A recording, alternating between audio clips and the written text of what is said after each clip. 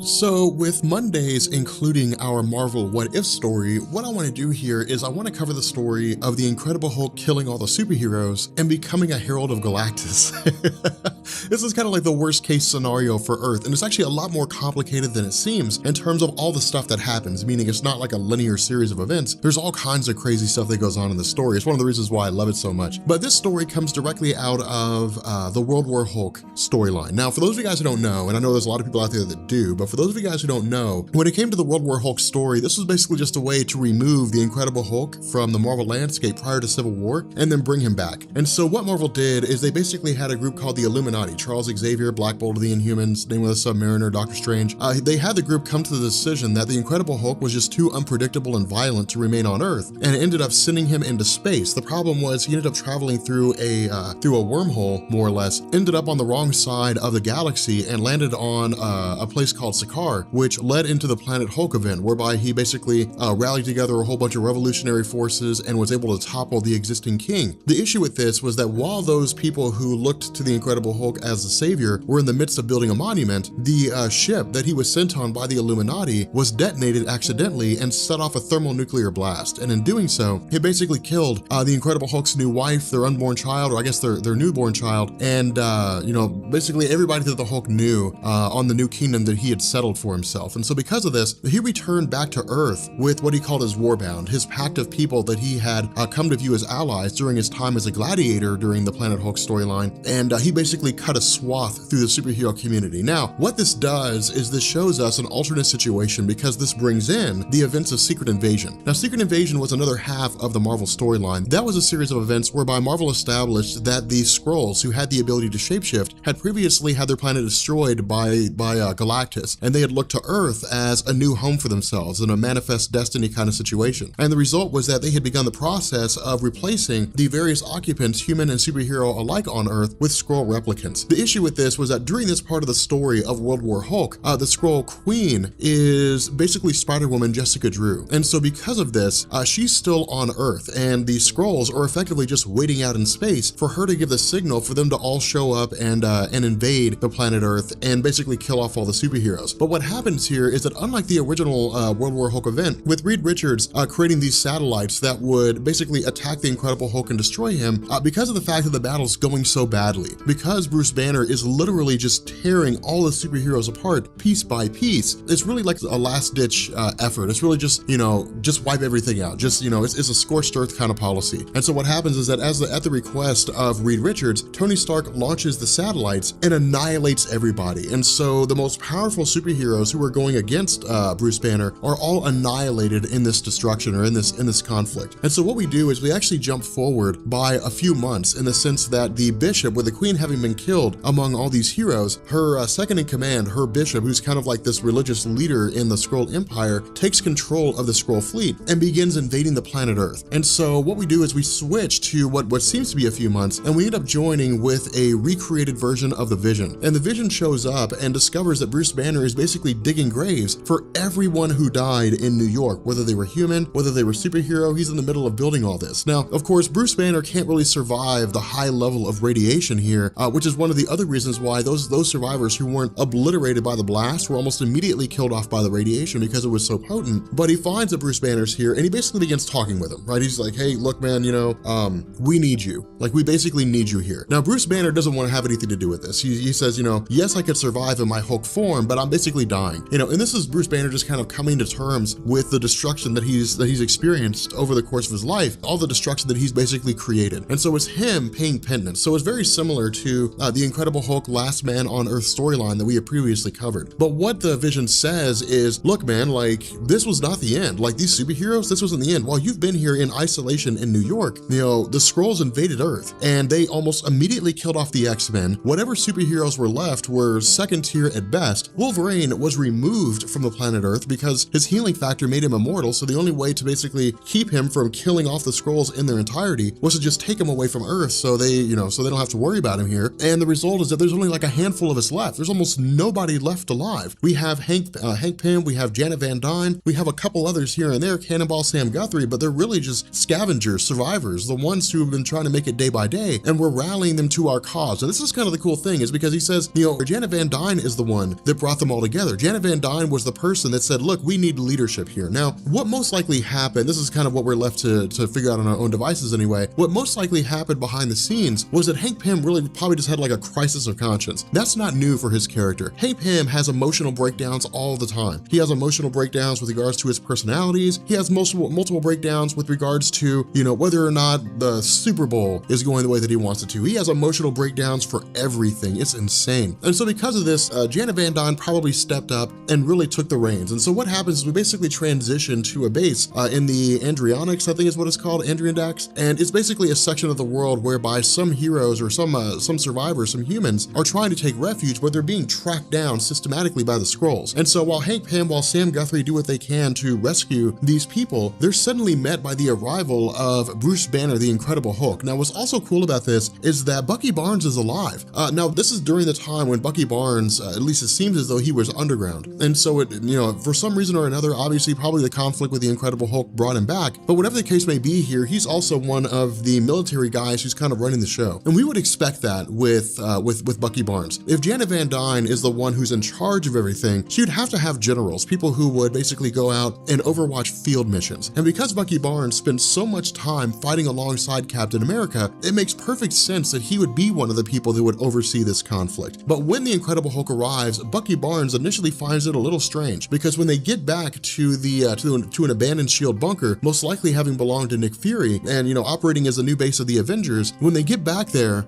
you know, Bucky Barnes initially says, this is gonna be strange. And the reason is because everybody doesn't like the Hulk. Like, a lot of people just hate him because he was the one that led to this in the first place. You know, the Incredible Hulk's rampage on the planet Earth, the fact that he cut a swath through so many different superheroes, basically set up the stage for the Skrulls to take advantage of a fractured Earth, and in doing so, conquer it. And so what happens is the Incredible Hulk actually turncoats and says, hey, look guys, you know, I'm here to try to save things. I'm here to fix things. You know, because of all the destruction that I've wrought, because of all the conflict that I've created, I'm here to try to atone for that and make up for my past mistakes. And so alongside, you know, Dagger, alongside, you know, Bucky Barnes, a whole horde of superheroes, they literally just start tearing through the Skrulls everywhere. I mean, they just start conquering cities, you know, they start conquering outposts, they start freeing all these different people. And so when it gets to the point whereby the Skrulls are starting to realize that the Incredible Hulk is working against them, and that with his unbridled strength, there's really nothing they can do to stop him, the Skrull Bishop says, it's time to enact our spy. He says, we have a spy among the ranks of these superheroes, and it's time to bring them out. Now, one of his generals says, well, why did you wait this long? You know, why did you wait so long? Like, we've lost hundreds of people. Why did you wait until just now to enact this spy and to bring them down? And this is actually really, really smart. The Bishop says, because I wanted all the heroes in one spot. Now, that's a smart thing, because, you know, the heroes were either in camps or they were hiding, whatever the case may have been. Not all of them were gathered together as part of the New Avengers. And so the Bishop said, look, the Incredible Hulk is a force of nature. If he allies himself with the Avengers, his strength will give other people strength. And as a result, they'll come out of hiding, they'll rally under the umbrella of his capabilities, and they'll literally, you know, create their own team, and they'll launch a war against us. And so he says, when they do that, then that will be when all the heroes come out, and that's when we strike. And so what we learn is that the Skrull replicant that's been a part of the Avengers this entire time was Janet Van Dyne. And Janet Van Dyne had been put there as that Skrull replacement since the beginning of the conflict, since, you know, almost immediately after, you know, the Incredible Hulk, or I guess immediately after the destruction of Tony Stark when it came to New York City. And so as a result, she says the Skrulls had basically analyzed the genome of Hank Pym, and they found that he was effectively unstable in terms of his molecular structure because of the Pym particles. And so she said what they could do is they could basically turn him into a genetic bomb. They could effectively detonate him on the molecular level, and they could let off a massive wave of destruction. And that's exactly what happens. With all the heroes being there in one place, they quite literally just detonate Hank Pym. And in doing so, it's this massive, you know, I guess what would amount to a nuclear explosion, and it annihilates every single hero who's there. And so in effect, the Incredible Hulk is the last man on Earth right now. I mean, all the humans who were rallied in the bunker of the New Avengers are dead. You know, all those existing humans are gone. All the superheroes that remained on Earth that were in this bunker are gone. And so because of this, the Incredible Hulk just wants to see the Earth destroyed. And so what happens is the Incredible Hulk recalls an instance whereby when he was on the Defenders alongside Silver Surfer and Doctor Strange, he recalls that they were informed by Reed Richards that there is a homing device, a beacon, in a pocket of the negative zone, some little small aspect of the negative zone. It can be accessed using, you know, whatever portals it was that existed in what was left of the Baxter Building, and the Incredible Hulk could access this beacon and use it to call the Silver Surfer. And so Silver Surfer arrives here, and when he does, the Incredible Hulk says, wipe out the Earth, call Galactus and have him consume the Earth. Now this is crazy because we've never really seen an instance where a superhero says, we want Galactus to wipe out the Earth. Of course, and again, a lot of that's because the superheroes don't want their Earth destroyed. But even in a lot of like the post-apocalyptic what-if scenarios, for example, the Incredible Hulk being the last man on Earth, when all the population of heroes and humans are wiped out in a global nuclear war, surely this was a scenario he could have called, and he could have just had Galactus consume the Earth and destroy him. But of course, that story needed to take a different tone, and it was written at a different point in time too. So it may just be that, for whatever reason, Reed Richards never told them about this homing beacon that would bring Galactus in. But the only time we've ever really seen an instance where something like this has happened was during Jonathan Hickman's Fantastic Four, when, Reed Richards realized that there was going to be a massive conflict of the planet Earth and summoned Galactus to fight on his behalf against the Mad Celestials. That was really the only time we've ever really seen that happen. And so the Incredible Hulk here is just unbridled rage. And so Silver Surfer says, okay, fine, because right now the Incredible Hulk will kill him. If the Silver Surfer doesn't do it, the Incredible Hulk will kill him, and that's entirely possible. The Hulk's durability, his strength, makes him, well beyond the Silver Surfer when it comes to just sheer force. Now, the Silver Surfer can do all kinds of crazy things too. He could probably break down the Hulk on a molecular level. He could wipe him out of existence. He could do a lot of different things. But when it comes to this moment right now, with the Incredible Hulk's hands around the Silver Surfer's neck, he would kill him. He would literally just kill him on the spot. And so the Silver Surfer says, okay, fine. If you want your Earth destroyed, I'll destroy it. I'll have Galactus destroy it. You're the last human here, so you're really the only one that's in a fit place to judge what happens. And so the Silver Surfer says, not only will I bring Galactus here and have him consume the Earth, I'm leaving. I'm not going to be a herald of Galactus. This is the last straw. And so the Silver Surfer basically takes off. Now, of course, we follow up with this with Galactus arriving on Earth with his machine and basically destroying the Earth, which is kind of ironic because Galactus destroying the Skrull homeworld is the reason why the Skrulls showed up on Earth in the first place. And so it's really just history repeating itself. But following the destruction of this Earth, the destruction of the superheroes, all of which was led to by the actions of the Incredible Hulk, we end up having him met with Galactus, and Galactus says, look, my herald is gone. I have no one here to fight on my behalf. I have no one here to find these, find planets for me to consume. I am going to make you my new herald. I'm going to make you the guy who's going to be the one that goes out and finds these planets for me. Now, the problem with the Incredible Hulk is that for him, he wanted to die. He didn't want to, he wanted the Earth destroyed because he wanted to be destroyed with it. For him, his actions, his violence, his conflict, his destruction had led to the deaths of all the superheroes that he had ever known. It led to the death of all of humanity. And so for him, he wanted an end to the whole damn thing. He wanted the Skrulls destroyed because they killed superheroes and they took over the Earth. And then he wanted to die because he was the source of all the suffering that he had ever experienced in his life. But Galactus says, no. Not only that, I'm not going to make you live a new life remembering everything that had happened. I'm going to make you forget. I'm going to wipe your memory of everything that had ever happened. This is going to be a clean slate, and you are going to go forward as my herald in the universe with no realization of who you were before this moment. And that's exactly what happens. The Incredible Hulk becomes the herald of Galactus, and presumably goes about the world, doing whatever it is that or going about the universe doing whatever it is that he does. As far as I know, there's no follow-up series to this. This is it. Which, if there was a follow-up series, and if there is, somebody post a comment and let me know, because I want to make videos on that. I want to make videos on the Incredible Hulk as a herald of Galactus. That would be so beast. Like, post a comment. Like, if you guys would want to see something like that, post a comment. If it exists, I'll make a video on, the first story arc or something like that. But yeah. So anyway, that's the story. The Incredible Hulk becoming a herald of Galactus. His entire life led to the destruction of all the superheroes, not to mention his violence and rage. And with everything dead, with all humans and all superheroes dead, Galactus just makes him his herald. So if you guys are new here to Comics Explained, make sure you guys hit the subscribe button. If you guys enjoyed this video, make sure you drop a like and leave a comment down below. Let me know what you guys think, and I will catch you all later. Peace. Here's a crazy thing. Where I say that I've been reading Marvel Comics for, 20-something years, a huge bulk of that has been the X-Men. I mean, I always loved the X-Men. They were just my favorite team. Like, they were one of my favorite groups, really, that existed in Marvel Comics. I read other stuff just out of curiosity about what it was about, but like, the meat and potatoes of most of my knowledge when it comes to Marvel Comics is the X-Men. And this story is amazing. It's sad, but it's really, really amazing. So, the Juggernaut, of course, is one of the more popular foes of the X-Men. I mean, in a lot of ways, I would argue he's more of the arch nemesis nemesis of Charles Xavier and by extension the X-Men, but Magneto is still probably the most popular villain. When people think of like the main enemy of the X-Men, they think of Magneto, and rightfully so. I mean, he was the first major villain they faced. But with regards to Juggernaut, he's always been this sort of wrecking ball. He's not very smart, but his history with his stepbrother, Charles Xavier, created a lot of animosity between the two. And so because of the fact that they bickered and they argued and Kane Marco hated Charles, once he became the Juggernaut, during the Korean War, when he picked up the Crimson Gem of Sidorak, and, he got that whole transcription, whosoever touches this gem shall receive the power of the Crimson Bands of Sidorak, or whatever it is. Henceforth, you who read these words shall go forevermore a human Juggernaut. Something along those lines, I'm paraphrasing. But the fact remains, once he became the Juggernaut, he was like this unstoppable force. And it was kind of cool, because in Marvel Comics, the Juggernaut literally lives up to his words in almost every conceivable way. There was, for example, a time where the Incredible Hulk defeated the Juggernaut, didn't really defeat him, but managed to push him back, which was supposed to be impossible. But it took the Incredible Hulk modified with celestial technology at the hands of Apocalypse in order to make that happen. Again, that all goes into the nature of the fact that Sidorak is one of these old demonic entities that exists in Marvel Comics. It's a wildly powerful being, but in terms of the Juggernaut, he's an avatar, as if Sidorak were walking around the world. Now, Juggernaut's not nearly as powerful as Sidorak, but it's still kind of cool, because what this story does is it basically comes after the events of X-Men number 11 back in 1965, written by Stan Lee and Jack Kirby. Now, the idea behind X-Men number 11 is that it basically introduced, at least I'm pretty sure it introduced, the character of the Stranger. And the Stranger is just one of those cosmic entities that exists out there, and he's literally called the Stranger because nothing's known about him. He's just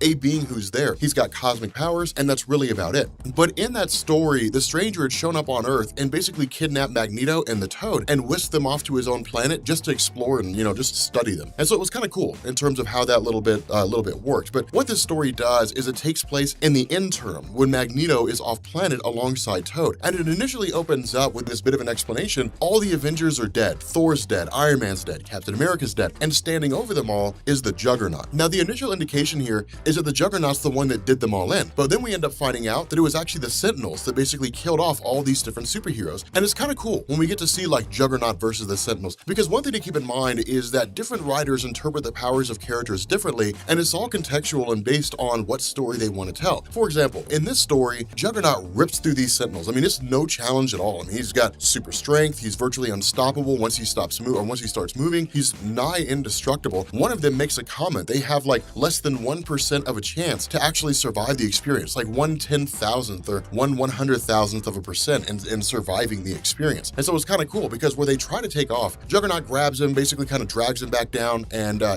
completely and totally pummels him. But if we go and read a story like Days of Future Past, that was a story Chris Claremont wrote, an Uncanny X-Men 141 and 142, I think it was. And it was basically the worst case scenario. It was an answer to the question, what would happen if mutants failed? If Xavier was killed and Senator Robert Kelly was killed, what would happen if they were assassinated by mutants? And what would happen if humanity responded by jump-starting the Sentinel program and the Sentinels went awry? It was a doomsday scenario. It was the worst case situation for Earth and more for the mutants than anything else because they'd failed in their entirety. And so the Days of Future Past led to the Sentinels more or less modifying their own programming, becoming autonomous, and then just wiping out the entirety of humanity, mutants and otherwise. And that was really about it. I mean, you had a few little, rebel factions here and there. And of course, that led into, Rachel Summers, the daughter of Jean Grey and Cyclops from Days of Future Past, sending the mind of Kitty Pryde into the past to stop the whole thing from happening. But still, the idea was that, Sentinels had basically conquered Earth. And so when you go and you read that story, Juggernaut's long since been dead. He was eradicated by the Sentinels. And consolidating those two things is kind of difficult because if his power has basically always been the same, if for the most part, up until Eighth Day, up until Tryon, his powers were basically consistent across the board, then how do you justify those two things? And there's really no way that you can. You just kind of have to roll with the punches and just say, hey, look, it's just the way it goes.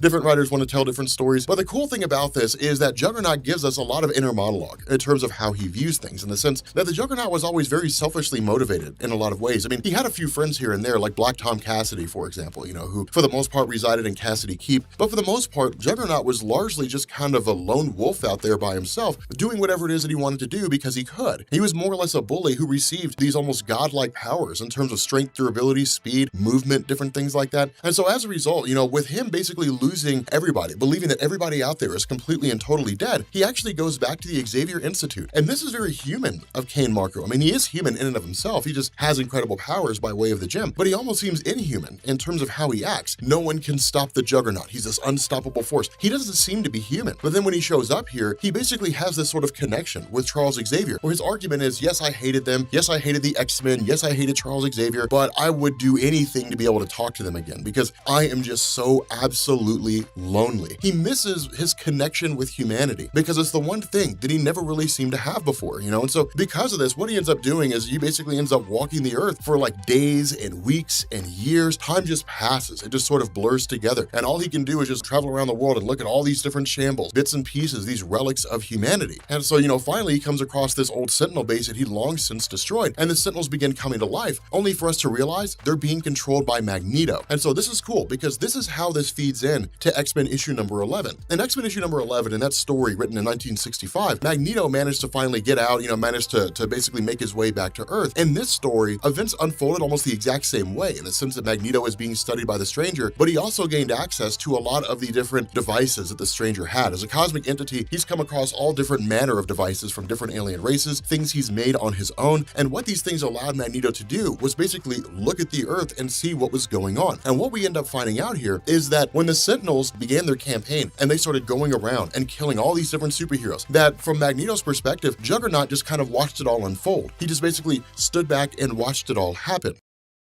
While Juggernaut didn't necessarily kill the Avengers or the X-Men himself, his inaction allowed it to happen. But then we get like this massive revelation. What we end up finding out is that somewhere along the line, when Juggernaut presumably first, you know, became a major villain for the X-Men, he showed up at the Xavier Institute and he basically killed all the X-Men. Not only that, you know, when he killed the X-Men, when he killed Charles Xavier, the whole 9 yards, when the Sentinel program was reinitiated, when it all jump-started again, there was nobody there to warn the Avengers, to warn the Fantastic Four. The Sentinels just kind of popped up out of nowhere. And where the X-Men have consistently fought the Sentinels, and where the X-Men are best suited to defeat the Sentinels because of their knowledge about the Sentinels' design, the X-Men weren't there because Juggernaut killed them. And so because of that, there was no one left to defend humanity. There was nobody left there to save humans. And so as the Sentinels began going through and wiping out humans, what Sentinels began to realize is that humans do procreate at a ridiculous rate. And so because of that, it would basically take too long, and the Earth would be almost eradicated in its entirety, virtually uninhabitable if the campaign went on. And so what they ended up doing was, in an effort to basically eliminate as many humans as possible, they basically modified their own cells to emit a kind of radiation. And so the Earth itself is just blanketed in all this radiation, and that's what killed all the humans. That's what killed everybody. It was basically the Juggernaut who killed the X-Men, which led to the deaths of almost everything in existence. But the reason why I say almost is because in the Juggernaut's rage at this revelation, the fact that he's the one that basically led to everything coming to an end, he starts freaking out, stomping on the ground, only to fall down into this cavern and discover the Iceman Bobby Drake. Now, this is kind of cool in terms of how this feeds on Iceman's history. Historically speaking, Bobby Drake has always been a little bit reckless and a little bit just sort of headstrong and more of the jokester than anything else. He's very much indicative of like your stereotypical teenager, you know, and because of that, he never really applied himself the way that he needed to. Now, that also went into the idea of why it is that Bobby Drake was so popular, but with him failing to basically focus and harness his abilities the way that he should, because this is relatively early in the days of the X-Men, this meant that once Charles Xavier died, there was no one there to teach Bobby Drake how to use his powers. And so for the most part, he can't control his abilities. And in this instance, you know, where he says, I can only maintain this current form for a few moments at a time, the amount of time that he maintains it goes on too long, and he basically encases himself in ice, and he can't get out. He can't shut his powers down. But because of the fact that Bobby Drake had basically made reference to the fact that there are people here, Juggernaut, and his desire to see more of humanity and his desire to experience a connection, smashes through Bobby Drake and then smashes through the door. And of course, when he shows up, we end up finding out that characters like Quicksilver are alive, Scarlet Witch is alive, Toad, who's basically sort of this jokey henchman of Magneto, are alive. And there's a few other mutants here and there, but there's also a lot of people. And that's kind of the irony of all this, because what Toad tells us is that when Magneto came back to Earth and realized the Sentinels were basically running amok, they were wiping out humanity in the process, wiping out whatever mutants were left, basically killing everything they could find, Magneto and Toad grabbed as many people as they could, human or mutant, threw them into their ship, and then whisked them off to this location to basically create a safe haven of sorts. And so with this radiation spreading throughout the world, they effectively created a bunker that protected them from it. But the irony is that with Juggernaut showing up and Juggernaut smashing down the door in his effort to experience and to talk to more people, he doomed them all to death. He's basically doomed the last remnants of humanity and mutants to die at the hands of this toxic radiation because he wanted to see them so badly. And that goes into the nature of the Juggernaut, right? I mean, he leaps before he looks. You know, he doesn't think about what's actually happened. He just does things, and then whatever happens, happens. And so despite the fact that he was longing for a connection, that he actually broke into this place intending no ill will, he dooms what's left of humanity. He basically killed everybody on Earth. And so it's kind of cool, because in this scenario, he's basically forced to just sort of walk off, live, just kind of exist, because he doesn't need food, he doesn't need water. He's effectively immortal so long as he's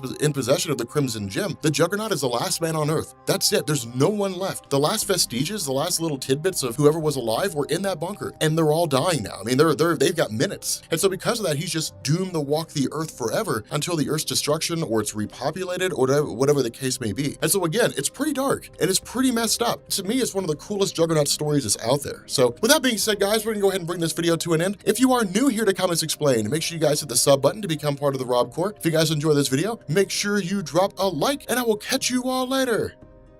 Peace. So continuing our videos on Marvel's What If series, with Doctor Strange right around the corner, what I wanted to do here is dip my toe in the water and have a discussion about what would have happened if Doctor Doom became Doctor Strange. Now, a couple things to bear in mind here. For those of you guys who are new to Marvel Comics and new to my channel, the What If line of stories are publications designed to offer us alternate reality depictions of events. That is to say, you know, in this instance, Doctor Doom becoming Doctor Strange instead of Stephen Strange. In addition to this story was written by Dan Slott, and so like all Dan Slott stories, it makes sense in the beginning, and then it goes off the rails about halfway through. And I don't know what was going on with Dan Slott when he wrote this, if he was just relatively new. I feel like he was, but he went completely off the reservation about halfway through this story. But what we do here is we pick up with Doctor Doom encountering the Ancient One for the very first time. Now, this is actually really kind of cool, because this ties directly into the history of Doctor Doom. And what I mean is, for those of you guys who have seen my series on the Books of Doom, we talked about his life as a child, that he had witnessed his mother's murder, that he had witnessed his father's murder, that he had basically gone to North America because of his vast intelligence. He was inducted into New York State University, where he met Reed Richards, but his mother's soul had been captured by Mephisto due to the fact that she had invoked a pact with the Prince of Lies, I guess, or with the demon, for the purpose of granting her the abilities related to black magic. And the result of this was that her soul was doomed forever to remain in the clutches of Mephisto. And Doctor Doom himself had basically spent as much of his life as he could trying to find ways to free his mother's soul. Now, after creating a teleporter that allowed him to travel to the Netherrealm in an attempt to save his mother's life, in the process, he had basically destroyed his face. And the result was that in an attempt to pursue a cure for this, as well as gain the power necessary to free his mother's soul, instead of traveling to the Himalayas and stumbling upon a temple of monks, he instead had traveled to Tibet, and he had stumbled upon the temple of the Ancient One with regards to the original Sorcerer Supreme. And so because of this, when the Ancient One had basically asked Doctor Doom what it was that he was there for, the Ancient One also purged, or I guess scanned the mind and the heart and soul of Doctor Doom, and discovered that he was basically looking for power, that he wasn't really looking to make the world a better place. He wasn't really looking to operate outside of himself in terms of being altruistic. Instead, he just wanted to amass power. And the result was that the Ancient One was actually pretty hesitant to help Doctor Doom, but the Ancient One also realized that there was a flicker of, greatness in Victor Von Doom. And the Ancient One believed that he could turn that flicker into a full-on flame and make Doctor Doom somebody spectacular. And so what happened was he basically took Victor under his wing and began teaching him everything he knew. The problem with this was that for Baron Mordo, at that point in time, the protege of the Ancient One, he viewed Doctor Doom as a threat simply because of the fact that Doom was able to learn in days what it took Baron Mordo to learn in weeks and months. And so because of this, Victor is wildly more powerful than Baron Mordo. Now, much like the main Marvel timeline where Stephen Strange and Baron Mordo had formed a rivalry of sorts, Baron Mordo also tries to attack Victor Von Doom. But what happens is that when he sees his face, he actually discovers that it is a Doom bot. Now, Dan Slott does not square this circle. For those of you guys who don't know, Victor Von Doom did not start creating Doom bots really until after he became Victor Von Doom, or at least Doom bots as we knew them, when he was at New York State University. And what I mean here is that while Doctor Doom was creating Doom Doombots while he was at Empire State University. The issue is that we're not told how this Doombot got here. We're not told how it managed to make its way in here with no one knowing. Maybe he teleported it, whatever the case may be, but the fact remains that this Doombot also housed within it a small tube. And within this tube is basically a bomb on the subatomic scale that Dr. Doom plants in the brain of Baron Mordo, basically stating that if Baron Mordo kills Dr. Doom, or if Dr. Doom feels as though he's being betrayed, he can activate the device and it'll kill Baron Mordo. And so one of the interesting things about this is the Ancient One initially appears to Victor Von Doom after he makes this threat and doesn't realize that Victor Von Doom was telling the truth. Instead, the Ancient One thinks he's bluffing. The Ancient One thinks that he's basically lying. And so what happens is, shortly after this, Dr. Doom comes to the realization that the Ancient One could easily be toppled because, you know, this guy does not realize the advancement of technology in relation to what Doom is capable of. Now, following this particular plan that Doom begins to lay in motion, we ultimately pick up with the arrival of Stephen Strange. Now, the arrival of Stephen Strange happens exactly the way it did in Marvel Comics, and this is interesting because Victor Von Doom, his timeline started before Stephen Strange. That is to say,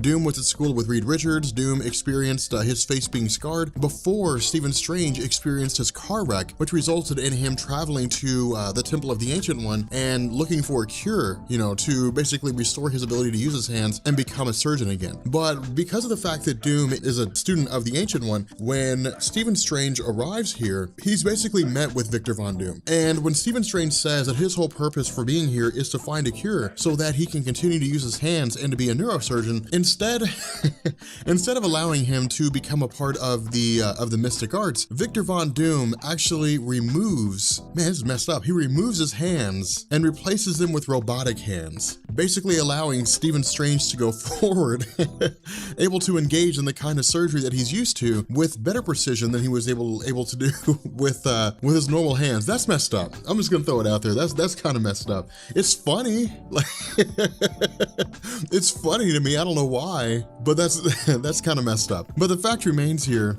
that because the Ancient One realizes that Dr. Doom didn't help Stephen Strange when he could have, the Ancient One comes to the conclusion that Doom is not the protege he was looking for. And so the idea of the Ancient One is to basically shoo Dr. Doom out of there as fast as possible, to more or less help him rescue his mother's soul and then get him away from the temple as fast as he can. And so what happens is the Ancient One I love this. The Ancient One presents Dr. Doom with the Eye of Agamotto and the Cloak of Levitation, but when he meets him, when Dr. Doom has his ironclad suit on, the Ancient One just kind of freaks out. He's totally surprised by what he sees because it's crazy, and it is. This is why I love Dr. Doom. You know, he's like, it is I. Like it is, I don't know why that's funny to me, but it is.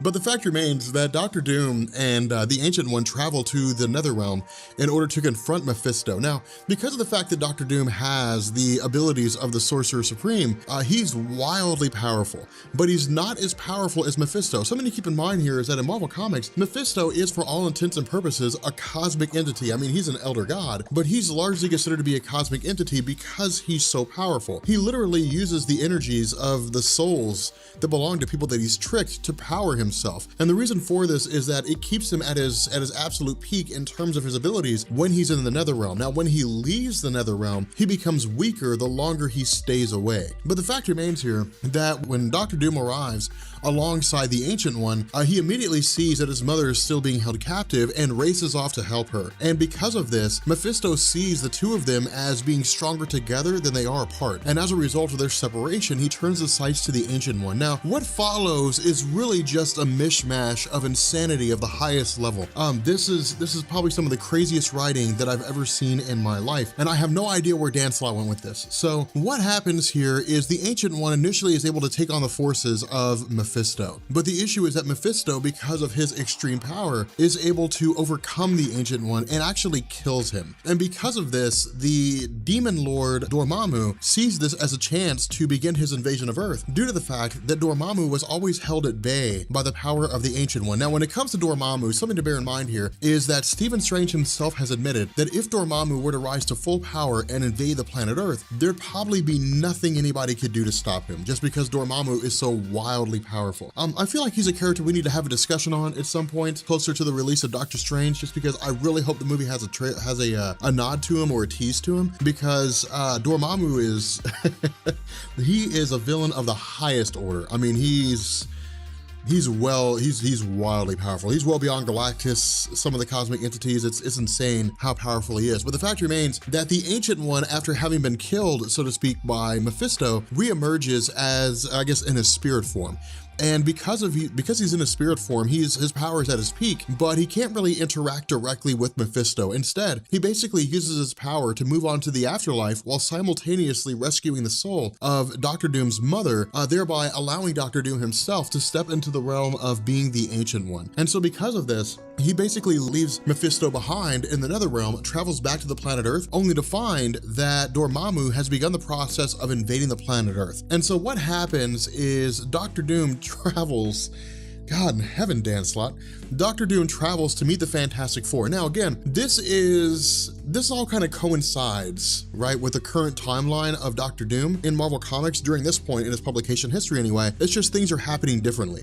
And so instead of encountering the Fantastic Four after he became Doctor Doom and took over Latveria, instead he's re-encountering the Fantastic Four after having become the Sorcerer Supreme. In addition to this, Dan Slott actually does a pretty good job maintaining the essence of who the Fantastic Four are, in the sense that, of course, Doctor Doom shows up and says that he could just wipe them all out if he wanted to, but the issue is he needs Reed Richards' help, because Reed Richards is the second smartest person according to Doctor Doom, and the idea is that he needs an artifact of that's long since been lost in order to successfully defeat Dormammu. And so what he does is he teleports the Fantastic Four into the past and has them disguised as pirates. And the idea is to have the Fantastic Four board a ship that currently houses the Obsidian Stone of Merlin, which can be used to defeat Dormammu. That is the idea that Dan Slott came up with. And people wonder why Spider-Man's being written so bad at the moment. But the fact remains here that Doctor Doom and the Fantastic Four are successfully able to work together, in the sense that the Fantastic Four are able to grasp the Obsidian Stone, which is specially attuned for magical properties, which of course, Doctor Doom can in turn enhance and then take on the forces of Dormammu, which he's successfully able to do. And the result of this is that Dormammu is effectively cast back into the Dark Dimension, and Earth is freed of his control. The problem with this is that, Doctor Doom seems to succumb to the power of the Obsidian Stone, in the sense that it drains the souls of its wielder. And the result of this is that Doctor Doom seems to be dead or on the verge of dying. Now, while he is taken over to Stephen Strange for the purpose of Strange using his surgical skills in order to try to save the life of Victor Von Doom, it doesn't seem as if it's possible, and it seems as if Victor Von Doom is dying. But what happens is Doom says that he had planned for this. And the reason why was that when he first encountered Stephen Strange, he sensed that Strange had the potential for incredible magical abilities. And so what he did is he created a safeguard. He created a machine that would allow him to continue his legacy. And what he does is he basically has the mind of Stephen Strange removed, or at least has his memories removed, and overridden with the memories of Victor Von Doom, basically allowing Doom to switch bodies between who he was and the body of Stephen Strange. I don't know if that makes any sense to you guys. I'll be honest, man, this story's batshit crazy. This story's insane. This is, wow. I mean, it's fun, it's fun. It's a fun, it's a story I enjoyed. It is just, it's a what if story. We'll leave it at that. Anyway, guys, if you guys are new here to Comics Explained, make sure you guys hit the sub button, and make sure you guys become part of the Rob Corps. Make sure you guys drop a like if you enjoyed this video, and leave a comment down below and let me know what you think. Was Dan Slott on something when he wrote this story? But yeah, so with that being said, we're gonna bring this video to an end. Good God, and I will catch you all later. Peace. All right, there is a story. There's a story where Deadpool becomes Venom. Now, this story is written by Rick Remender, and it is a descent into absolute madness. Partly because of the fact that on his mask, Deadpool's wearing a mustache. I don't know how that works, but apparently it does. Now, this story also picks up in 1985. Now, the kicker about all this is that this treats Secret Wars 2 as if it never really ended, right? I mean, when Jim Shooter wrote Secret Wars 1, and it was just this mysterious being called the Beyonder that took all the villains and all the heroes, and it put them on Battle World, and it made them fight each other. You know, when this story first popped up in 1984, it was all the rage. It was like, yeah, this is crazy, this is awesome, you know? It was meant to be a one-off, but because of its popularity, Marvel launched Secret Wars #2, which basically gave expansion on the Beyonder. The Beyonder, you know, was curious about humanity, showed up on Earth, and looked like John Travolta from Saturday Night Fever. So what ended up happening is, in this story, the Beyonder never left. The Beyonder was never defeated by the Molecule Man, Owen Reese. Instead, the Beyonder was the Beyonder was messing around with people. Now, Deadpool is contracted by Galactus, and the reason why he's contracted by Galactus is because the Beyonder merged MODOK with the butt of Galactus. I don't know I don't know how else to say that. Like, I don't know how else to to say that to you guys.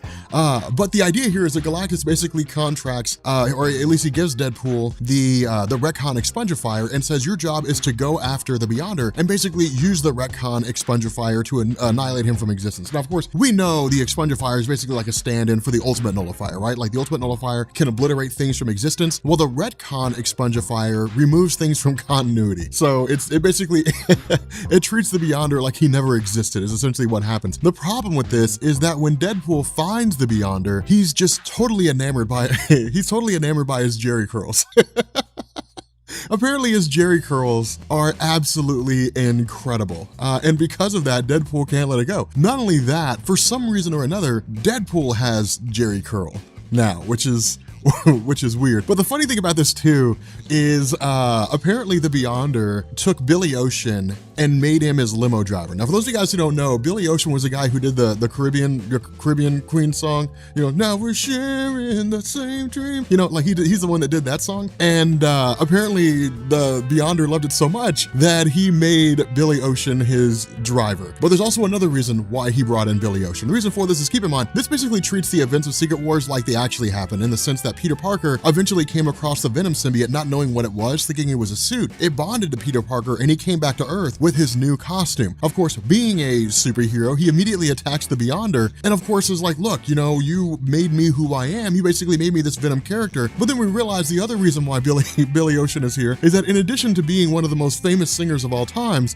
he is he's very good at killing people. And what he basically does, this is God, Rick Remender, man. Rick Remender writes this line where he says, "Hey, Spider-Man, get into my dreams and out of my car." Now, this is basically a flip on the phrase on the song that Billy Ocean did, where he's like, you know, get out of my dreams and into my bed. Like, that's basically, that's the song that they're playing on. God, I love this, dude. I love this story. The crazy thing about this, though, with regards to Deadpool becoming Venom, because of the fact that Peter Parker is basically blasted with the, you know, this weapon, whatever it is that Billy Ocean's using, that the singer Billy Ocean's using, the Venom symbiote's cast off of Peter Parker. And in response, it merges itself to Deadpool. Now, at this point, we basically pick up, like, we literally just jump forward to 1993. And the Beyonder's been living like this wild life, this ridiculously fun life, but the novelties wore off. Not only that, and man, dude, Rick Remender's cold-blooded in this one. Not only that, Tony Stark is a full-blown alcoholic. Like, his whole alcoholism has gotten the best of him. And there is, God, Rick Remender, there is this really messed up line where Deadpool's like, what happened to the retcon expungifier?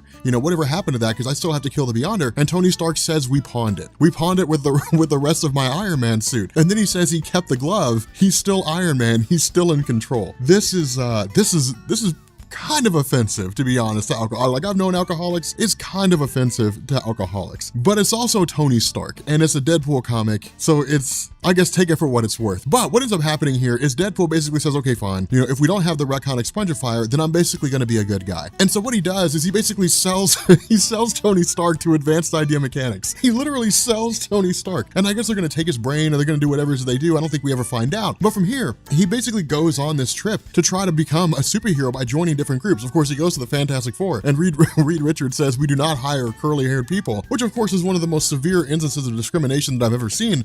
He goes to the Avengers mansion and Jarvis chases him off with a broom, and then he goes to the Defenders. God, the Defenders suck. He goes to the Defenders, and the Defenders are desperate. They're like, you ring the doorbell of the Defenders? We're hiring, please. And he's like, nope.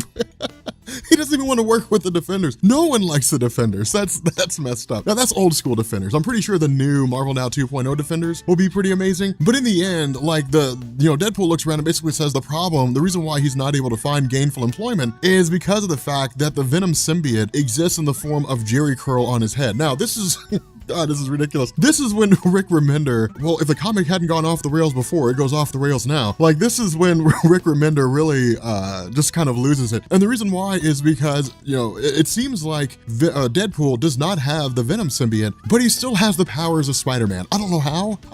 I don't know how that works, but it does. And so what he says is, okay, look, if no one's going to take me on as a superhero, then I'm going to be my own superhero. And he essentially just goes around killing people. Like, that's what he does. He just kills criminals everywhere that he finds them. Not only that, we find out that the Beyonder has basically reinvigorated the Battle World concept in the sense that instead of like traditional superheroes, fighting against crime, instead they're all basically just fighting against each other in this giant battle royale. Now, when Deadpool gets there, Rick Remender starts making fun of comic book fans. He makes fun of you, he makes fun of me, like he makes fun of comic book fans. There's this guy, I guess he's super something, I don't know, the Sentry or something like that, but there's this guy that appears to Deadpool and basically says, you look ridiculous in that costume. That guy over there is wearing an American flag and he's got an American flag discus. That guy is an iconic hero. And then the response of Deadpool is like, hey, look, man, I mean, that doesn't really matter. I mean, the suit doesn't really matter.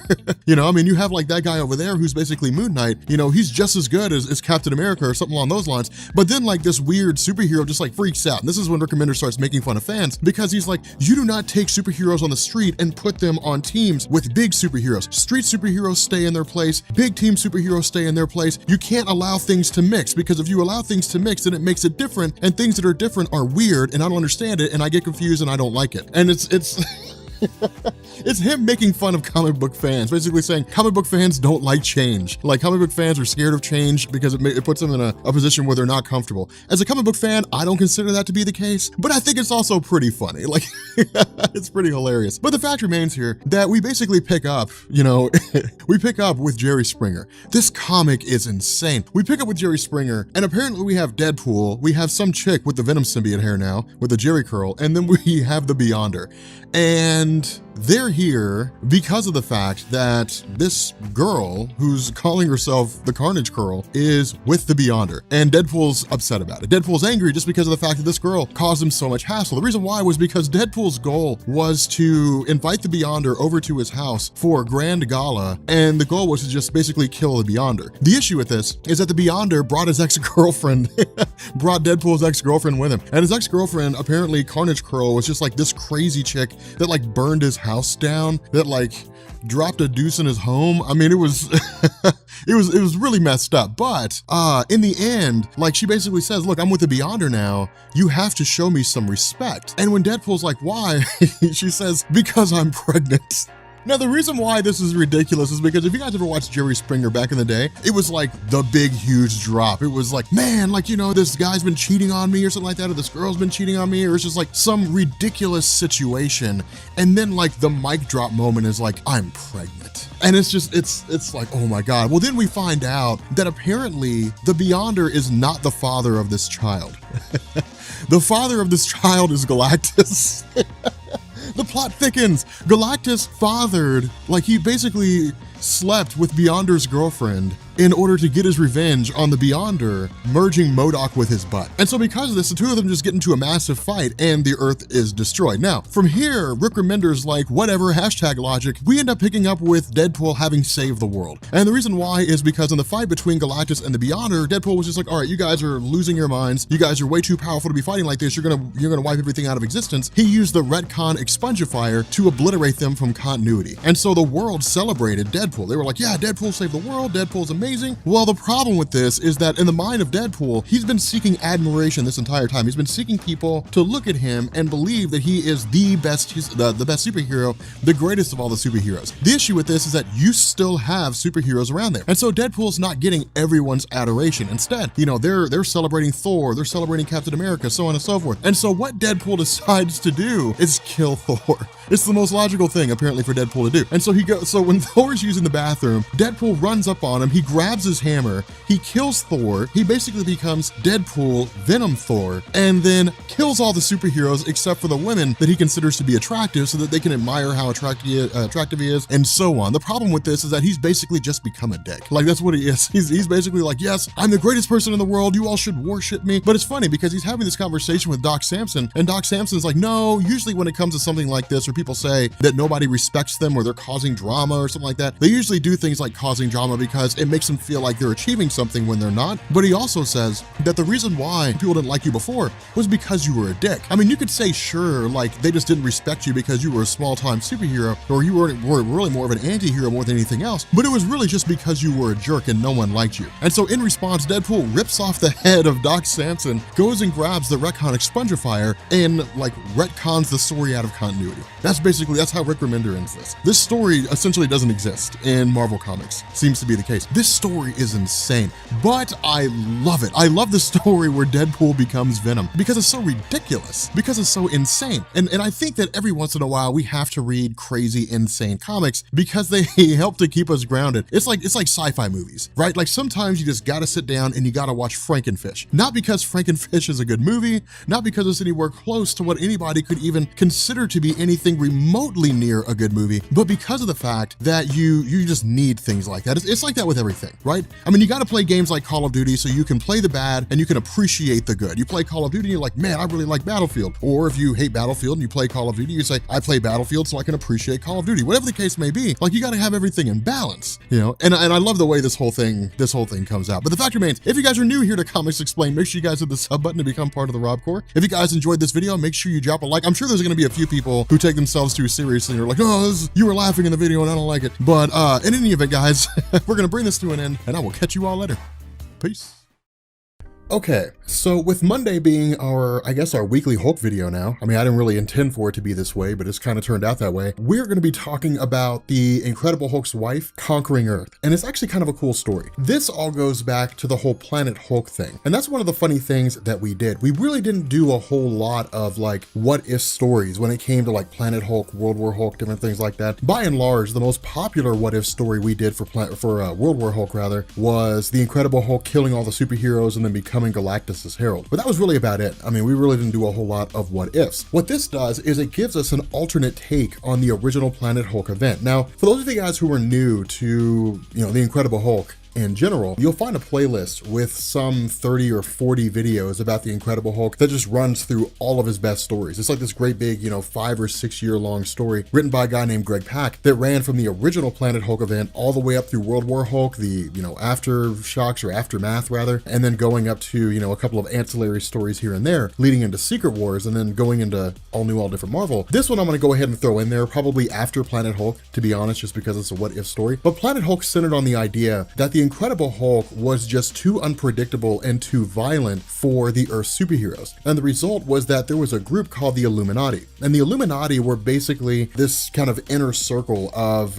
Reed Richards, Professor Xavier. It was actually Captain America at one point before his mind was wiped, Doctor Strange. And they basically, Tony Stark, and they basically all just kind of banded together for the purpose of keeping the Earth protected from, external and internal threats. What they ended up doing is they basically shot the Incredible Hulk into space. And the goal was to send him to a peaceful planet where he could basically live out his days without having to worry about threats or anything along those lines and without being a threat to Earth. The problem was he ended up on this planet called Sakaar, which resulted in him basically being turned into a slave and then becoming a gladiator and then all that kind of good stuff. At the end of that Planet Hulk story, he had basically found love with a woman named Kyra, and they actually ended up, starting a family of sorts, or at least she ended up getting pregnant. And in the midst of, rebuilding this empire after the Incredible Hulk had conquered the existing king, the Illuminati ship had basically exploded. It had detonated due to its nuclear core being tampered with and things going awry, which ultimately resulted in the Incredible Hulk's wife, Kyra, basically being killed. This led into World War Hulk when the Incredible Hulk showed up back to Earth and crushed everybody.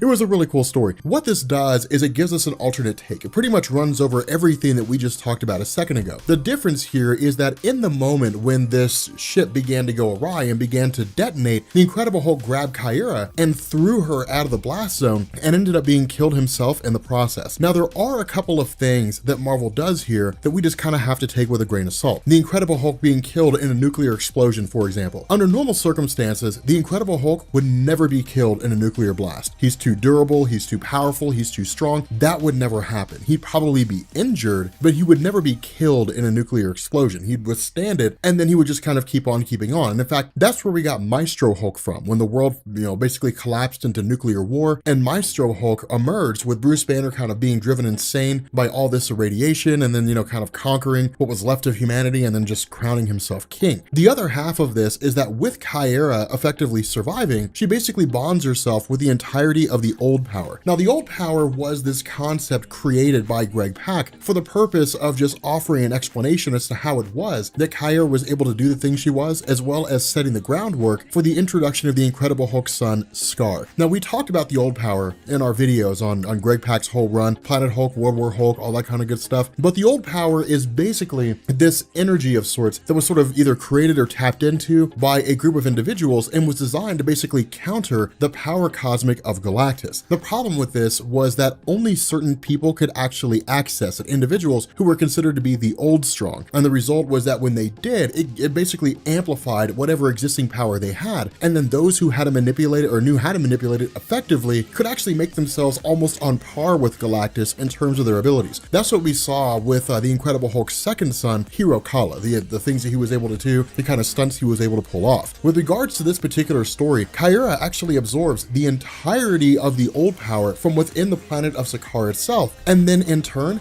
intends to travel back to Earth. Now, one thing to keep in mind, she's not on par with Galactus in this particular level of strength, but she's well beyond all the other Earth's superheroes. And the way this plays out is that she basically arrives, or at least the first place she conquers, is the moon. Now, again, those of you guys who saw our videos on World War Hulk or who are watching Comic Historians videos on World War Hulk, this follows almost directly in line with the events as they unfolded there in terms of the steps that were taken. But there's a few differences here. The first is that the Incredible Hulk did arrive on the moon. The reason why was because of the fact that the Inhumans had long since resided on the moon. They had basically left Earth during the events of Inhumans Volume 2, I think it was, and they'd basically been on the moon ever since. But the idea here was that the Incredible Hulk had stopped at the moon first because Black Bolt, the king of the Inhumans, was one of the Illuminati, one of the people who banished him. And the result was that, the Incredible Hulk basically conquered Black Bolt. With this, we don't see that happen. We don't see that take place. Another difference here is the Sentry, Robert Reynolds. In the original World War Hulk story, the Sentry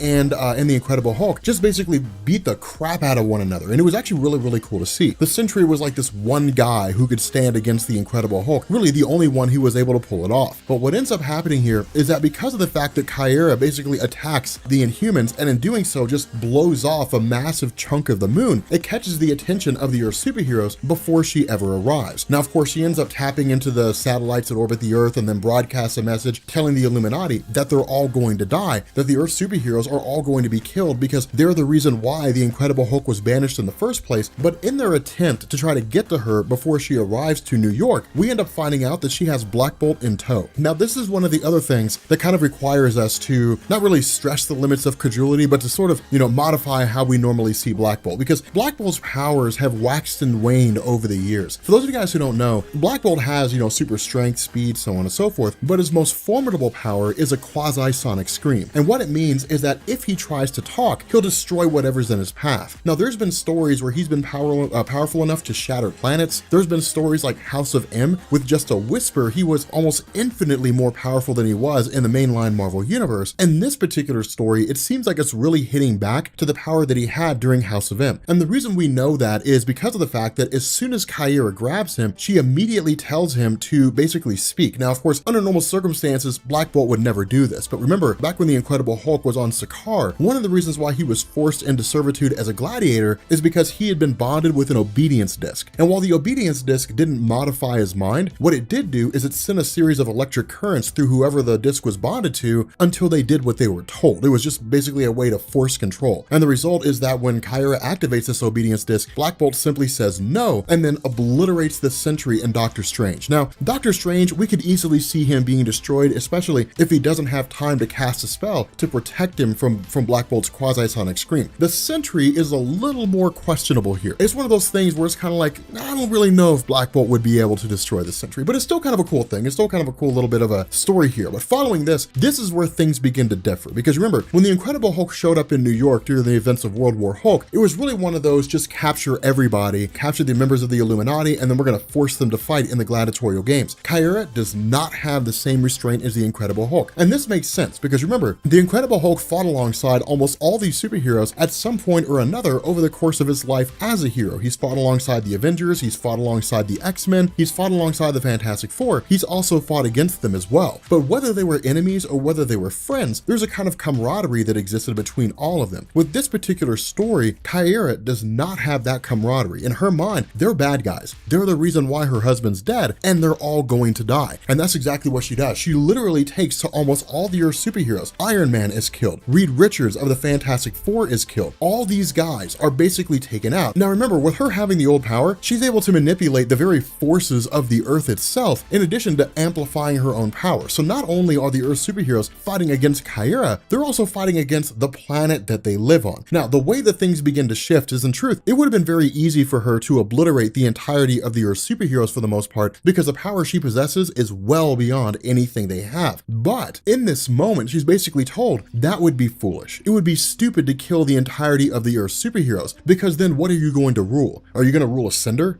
You're going to rule a giant uninhabited planet? There's not going to be anything here for you to have any possession of. And so the result is that she actually ends up backing off, and we jump forward about 21 years later, only for us to find out that she had basically bonded the entirety of the Earth superhero community with obedience discs, and these include people like Colossus, She-Hulk, so on and so forth. But the other thing that we're also sort of given here is this idea that the whole of humanity have been bonded with these obedience discs. Now, we don't know for sure. We're not told that explicitly, but that seems to be the case just because of the fact that there are people here who do not have powers that have been bonded with obedience discs. Now, the other half of this is we also have to imagine that in this conflict, various superheroes have probably been killed. I mean, the city of New York is in the process of being rebuilt, but we also find out that this massive monument is being constructed. Now, of course, this comes directly from Scar himself. Now, remember, in the Incredible Hulk line of stories in the mainline Marvel Comics, Scar had basically survived this nuclear explosion after he was released by his mother and then preserved using the power of the Old Strong in order to keep him encased in this kind of molten cocoon. And the result was that he emerged, he eventually made his escape from Sakaar, and then showed up on Earth to battle his father, whom he considered to be someone that just kind of abandoned him or left him behind. In this story, that's not the case. Kyra was of course pregnant with him, but presumably gave birth on Earth to him, and then in turn raised him in her own image. But of course, we end up finding out this massive structure that's being built is designed explicitly to basically pay homage to the Incredible Hulk. Not only that, with his hand being outstretched, we end up finding out that this is basically Kyra's testament to him in the sense that she leaves the entirety of Earth in control of her son Scar, and then just sort of joins the statue of Bruce Banner, effectively giving up her power and sacrificing her life in the process. So again, it's kind of a weird situation. It's a little strange in terms of how this unfolds, but it's also sort of cool because this shows us the lengths that the Incredible Hulk's wife would go to in order to basically avenge her husband's death. And with the power that she possessed, it was enough to effectively conquer the entirety of the Earth, take over all these different superheroes and supervillains, kill those that rebelled, and then make the place her own. So again, it's a pretty cool story, and it's pretty interesting in terms of how it unfolds. But yeah, I thought it'd be kind of fun to just sort of throw this what if story out there and just say, hey, here's a really cool story with the Incredible Hulk. We've covered mostly origin videos so far. We'll probably end up doing Hulk 2099 at some point. But the idea is just kind of run through these different little Incredible Hulk things that a lot of people have been asking for since we originally did Planet Hulk, World War Hulk, and all that kind of stuff. But if you guys are new here to Comics Explained, make sure you guys hit the sub button to become part of the Rob Corps. If you enjoyed this video, make sure you drop a like. And yeah, I mean, not too bad for, like a 13-page story. It's not that long. It's actually from Planet Hulk What If, which has like 3 or 4 different stories all combined into one. There's one story where it's like, what if Bruce Banner had landed on Sakaar instead of the Incredible Hulk? What if the Incredible Hulk had landed on the planet that he was supposed to, where it was peaceful? It's kind of cool because he eventually becomes a god. But nonetheless, it's one of these interesting concepts. But anyway, guys, we're gonna go ahead and bring this video to an end, and I will catch you all later. Peace.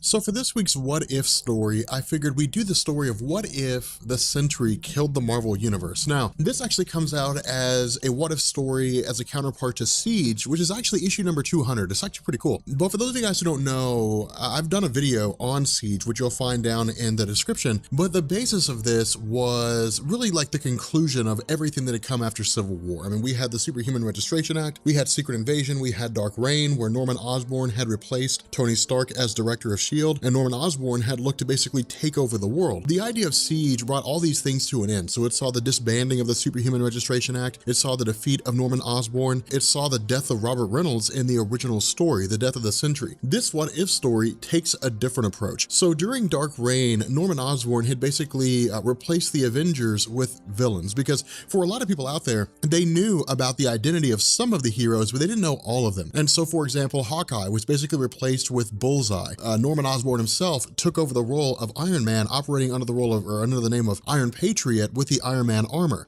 We had a multitude of heroes who were essentially just replaced with villains, and then Osborn used them as a way to effectively solidify his reign. Now, we also had groups like the X-Men, which were basically outliers in the sense that Norman Osborn's control at the time was really isolated to the continental United States. And so for the X-Men, they effectively left the continental United States. They formed their own society in a place called Utopia off the coast of San Francisco, and they operated outside of Norman Osborn's control. And so because of this, they were able to basically try to thwart his efforts as best they could, but there really wasn't a whole lot that they could do, because remember, this is a point in the history of the X-Men where the mutant population has been reduced by 98%. So there's only a very small portion of them left who can effectively fight against Osborn. And so during the original siege event, Asgard, as it existed in Oklahoma, was really like the last bastion of Norman Osborn solidifying his rule and then taking the steps to essentially take over the government and make himself dictator. And so because of this, he had basically brought along a lot of his ilk, his cabal, and led a campaign to take over Asgard. Now the kicker to this was that you still had Thor, you still had a lot of heroes who were there, you had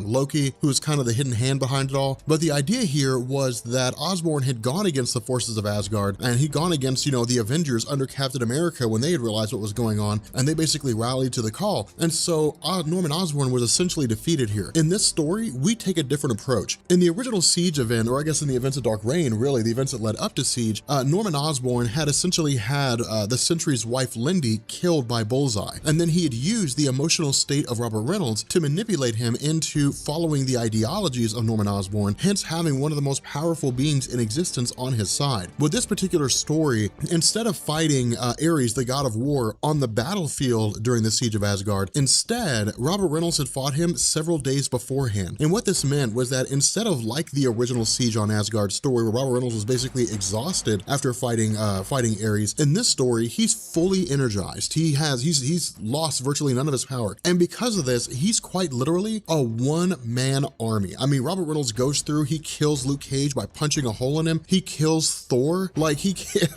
cuts off the head of Captain America. And it was actually really, really messed up. It was funny. And it's not funny.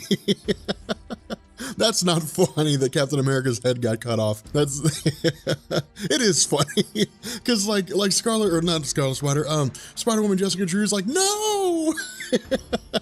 It's hilarious to me. But the idea here is that Robert Reynolds allowed for Norman Osborn's villains to effectively go through and start killing off what was left of the superheroes. Because you got to keep in mind, Captain America, despite not having any real superpowers per se, is like a moral rallying point for all of the superheroes. I mean, they looked to Steve Rogers as the one guy that was solidified in Brian Michael Bendis' Age of Ultron. When everything had come crashing down, all the superheroes were waiting on Steve Rogers to formulate a plan. That's literally what they were waiting on. They were waiting on him to get his act together to figure out what to do next. They ultimately settled on traveling to one of Nick Fury's bunkers when he was still alive. But the idea was, you know, during Age of Ultron, it was established that Captain America was the rallying guy. And it had always been that way. That story just kind of solidified it as being an absolute truth. But with him being killed here, the superheroes haven't really lost their will to fight so much as they've lost any real measure of organization. And so again, we have the Avengers coming in, much like we did before. We have Iron Man, we have, Wolverine, we have the X-Men, Cyclops, we have them coming in. Of course, the X-Men, again, didn't play a major role in the original events of Siege, but they're showing up here. But it doesn't matter because they're all being defeated by, Robert Reynolds and by these various heroes. And so the way things begin to differentiate is Emma Frost effectively has to watch as Cyclops died. But during this process, Dr. Doom arrives. Dr. Doom steps in and says, hey, we got to get out of here. Like, I have magic that's basically hiding our existence here, but it won't be long before this magic wears off. They realize that we're here and then they kill us. So we've got to bail out because I have a plan. And so she ends up going with Dr. Doom and they arrive back at Utopia. Now again, Utopia is this area where the X-Men are basically operating out of, but there's only a handful of them left now from those who had originally been killed. And so, when the question is, what's your plan? What goal do you have here? We're suddenly met by the arrival of Loki. And Loki is the one that says, hey, I have a plan. I'm the one that has this idea on how we're going to fix everything. And so at this point, we really just kind of have Norman Osborn in the background solidifying his reign in the sense that he informs Carla and he informs Mac, a couple of his henchmen, to basically go and kill the president of the United States, thereby allowing Norman Osborn to solidify himself as absolute ruler of the world. We also have, you know, Bullseye trying to be dealt with by some of these other heroes as well, but it's really just this attempt by them to eliminate as many of Norman Osborn's heroes as they can before they end up getting into Robert Reynolds. Now, following this, Robert Reynolds is actually brought to them by Loki, and this was the plan of Loki himself. His plan was to basically go to Reynolds and to say, hey, Bullseye was the one that killed your wife. Norman Osborn was the one who instructed him to do it. Now, initially, he doesn't believe them, but Emma Frost says, hey, you know, let me use my powers, let me go into your mind, and I'll show you what it is that had happened. And when he sees what took place, he immediately kills her. And the reason why he does this is because Robert Reynolds transforms into the Void. Now, this is a great time to have that conversation because I've seen so many people ask that. I saw in the Siege comments, or the Siege video, people were asking in the comment section, is the Void more powerful than Robert Reynolds? Yes. Robert Reynolds, it's really kind of like his powers are sort of a mishmash. There are some that say that he has the ability to warp reality, and that's kind of been confirmed to a degree in Marvel Comics. There are some that say he's just super powerful, and his power is whatever the writers need him to do at any one particular point in time. Like, that is just what his power is. He has powers of convenience. But the idea here is that Robert Reynolds always has like a moral compass. He always keeps the Void in check. The Void is all the anger and all the hate of Robert Reynolds manifested into a physical being, and it's unbridled power. I mean, just unbridled, untapped, uncontrollable power in the most extreme. And so it's literally just a force of nature is the best way to describe the Void. It is, and it's an insane reckoning. And we see this because the Void literally kills everyone. It kills Doctor Doom. Now, the death of Doctor Doom, which Doctor Doom always seems to die in stories like this, but the death of Doctor Doom is so cool because, you know, the Void says, hey, look, if you want to beg, you can beg. And Dr. Doom says, nope, I don't beg. And so Void says, okay, fine, and just kills him off. No questions, no nothing. Kills off one of the most powerful mystics, one of the most powerful beings in existence. After that, he turns his attention to Norman Osborn and kills Norman Osborn. And so from here, it's basically, you know, humanity launching its weapons, its weapons of war, its bombs and so on against the Void with no effort whatsoever, nothing happening out of this. And after this, the Void basically begins going through and killing all those heroes that just didn't show up at the siege on Asgard. It kills all these beings that just simply didn't make it to that event for whatever reason. And so what we learn is that this entire series of events is actually being watched by a member of the Watcher named Atau. Now, this is actually a deviation from the status quo. In Marvel Comics, all the what if stories are basically told to us from Uatu the Watcher. And the reason why was established again in the original Sin story when Uatu the Watcher had access to see all the other universes that exist out there. And so it was like we were watching it through the eyes of the Watcher as he was looking at a viewing screen. But what happens is this is actually another guy named Atau who's, you know, relaying these events to Uatu the Watcher. And the implication here is that not only does the Void go through and wipe out all life on Earth and destroy the Earth itself, it also seems like the Void is going to eventually destroy the moon and then make its way through the entirety of the universe, killing everything off. Now the question is, could the Void do that? Yes, the Void could easily go through and kill the cosmic entities, kill the Celestials, kill Galactus, because remember, the Void's power is limitless. There's nothing the Void can't do. And so any foe that goes against the Void will have enough power to kill that foe every single time across the board without fail. This is why the character of the Sentry is so derisive in Marvel Comics. And this is, you know, because he's really just kind of like a trump card. Like Sentry enters the fray and then whatever side he's on wins. But it's also the other reason why the Sentry in the comics had always tried to keep the Void at bay, because if the Void were to go unleashed like it did here, then it would just lead to the destruction of everything. This is really just showing us what happens when the Void, when the Sentry basically lets his guard down and allows the Void to completely take over, and you know what the ramifications would be for a situation like that. It's just the Void wiping out all things in existence. But if you guys are new here to Comics Explained, make sure you guys hit the subscribe button to become part of the Rob Corps. If you guys enjoyed this video, drop a like and leave a comment down below. Let me know what you guys think about the Sentry Robert Reynolds. Let me know how you guys feel about him, because I know he's really popular, but really hardcore comic book book fans hate him, but people who are casual fans think he's interesting. So I'm kind of curious to see what side of the field you guys take on this. I like him. I think he's a cool character. I think that he was kind of misused in the New Avengers run when he was folded over. I think his best stories came out of Marvel Knights, but you know, I think that he's still a pretty reasonable character, still decent. I mean, he's dead now. For those of you guys who don't know, by the way, I want to go ahead and bring this up too. For those of you guys who don't know, the Sentry dying in Siege was the last time he officially appeared in Marvel Comics. He was kind of resurrected as one of the Four Horsemen, I think as part of the Apocalypse Twins, but that wasn't really like the Sentry as we knew him. The Sentry as we knew him is essentially gone. The old school Sentry appeared in the Contest of Champions, I think, but that doesn't count. Like the Sentry as we know him is gone. He's never been seen or heard from again. He may come back, but I don't think he will. I think the Sentry is just kind of gone. He was a difficult character to work with anyway. It was difficult to write stories for him because he suffered from the Superman complex, but the fact remains, you know, that we may or may not see him at some future point in time. But with that being said, we're gonna bring this video to an end, and I will catch you all later. Peace.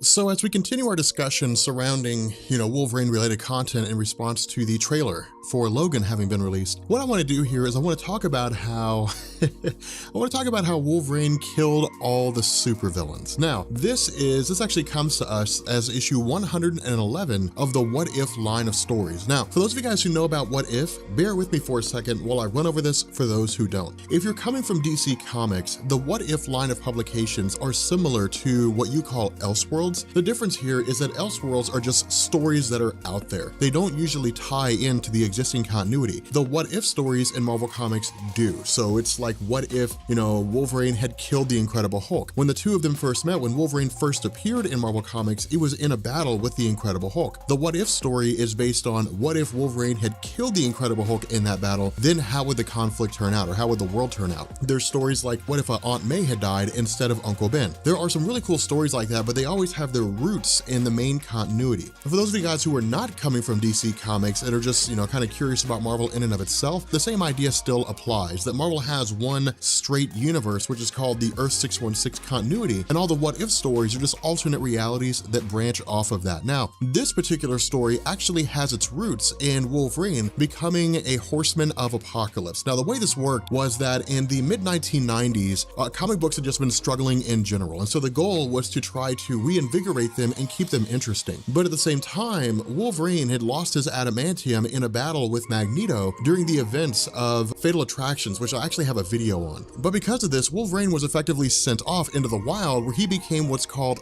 Feral Wolverine. And his comics actually lasted this way for quite some time. The issue with this was that it wasn't a story that could be done forever. Marvel eventually had to find a way to bring him back, to make him into the Wolverine that we always knew. And so what they did is they basically initiated a story where the villain Apocalypse had kidnapped Wolverine and Sabretooth and basically said, whichever one of you wins in a battle to the death will not only, you know, become my Horseman War, but will also receive enhancements. And so because Wolverine was still relatively feral at this point, because he was a far more capable fighter than Sabretooth was, he ultimately killed Sabretooth. And in doing so, Apocalypse restored his adamantium to his bones and made Wolverine into the Horseman War. Now, in that original story, Wolverine's brainwashing was basically worn off by a combination of Jubilee and the rest of the X-Men, who were able to talk him down and bring him back. In this story, that didn't happen. Instead, Wolverine remained the Horseman War. And so what we do here is we initially pick up with a group called the War Watch. And the War Watch basically just functions to ensure that the world stays safe. And this is actually one of the really cool concepts here, because in this, you know, in this future, there is no war between humans and mutants. That humans and mutants are basically living in peace. That Xavier's dream of a peaceful coexistence between humans and mutants has actually come to fruition. In addition to this, we also see that this, what seems to be this fledgling group of young officers are brought in at the behest of their sergeant, and they're basically told that there is a group calling themselves the Wolf Pack, who are basically a gang that have been running amok and they've been attacking stores. Now, what this tells us is that in this future, that there is still violence. Violence is very rare. It doesn't happen very often, but when it does, it's quickly snuffed out. And that these young people are a combination of regular humans and mutants who have come together under the banner of the wolf pack and begun engaging in violent acts. And so what ends up happening is the War Watch, of course, bands together. These police go out to the mall, they attack these young people, they basically, they grab them, they throw them, or at least they seem to subdue them with gas, and then they take them, you know, and have them arrested accordingly. The whole question is, how did things get to this point? You know, at what moment did everything seem to change?